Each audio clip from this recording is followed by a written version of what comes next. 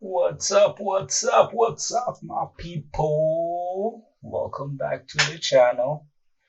This is episode 2 in the series documenting the road to a billion. I hope you enjoyed episode 1. A lot happened the last week. Mainly, we were up around 2.5% on by Wednesday's close, but unfortunately, we ended up the week with only a 2% gain compared to where we started from. It's a great start to the series if you ask me. But our main issue back in the previous week was mainly about undercapitalization. But thanks to some donations from some good people who just follow the channel, we've been able to increase our capital base from $200 to $2,500. This capital injection should really help with the program going forward. With this much capitalization, given the fractional share nature we enjoy from the fractional shares we do enjoy from trading 2 and 2, it should be straightforward for us to really buy more of these momentum stocks in the right sizes and the better place to employ a much smarter position closing strategy so as to make the most of our calls during the week.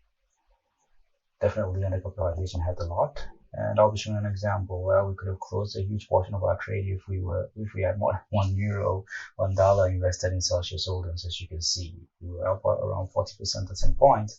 We could close like 10% of this and then just leave the rest to grow.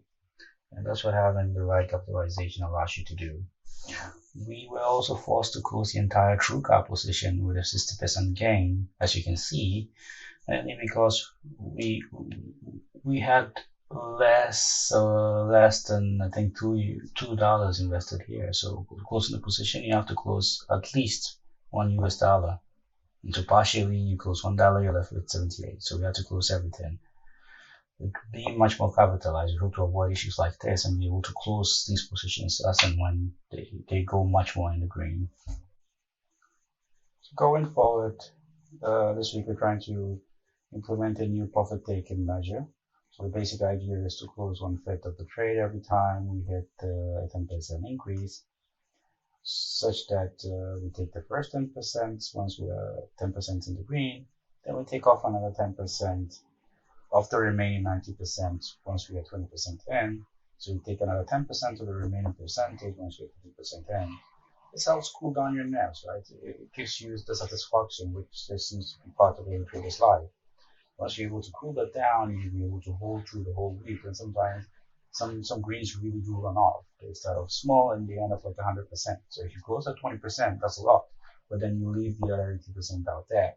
But closing positions like this means that you do enjoy most of the updraft in these steep green trades, and you do not feel bad during the week as well. Yeah, so that's the basic idea. So I'll just end by giving you a look at how the sort of trades I closed at the end of the week. So mostly a couple of greens and a bunch of reds, right? So it's not all smooth sailing. We do get 20, 30, 60% returns, but we also do lose a lot because it's a huge portfolio trade. So there are trades where you're losing 20% as well, losing 15%, losing 10%.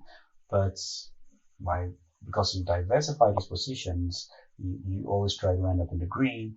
And the ones, because you're also really managing how much profit you're taking on in the green, you'd always try to tilt your odds in favor of your portfolio not dying out in a very short period. So let's see. Enjoy this, and see you guys on Wednesday.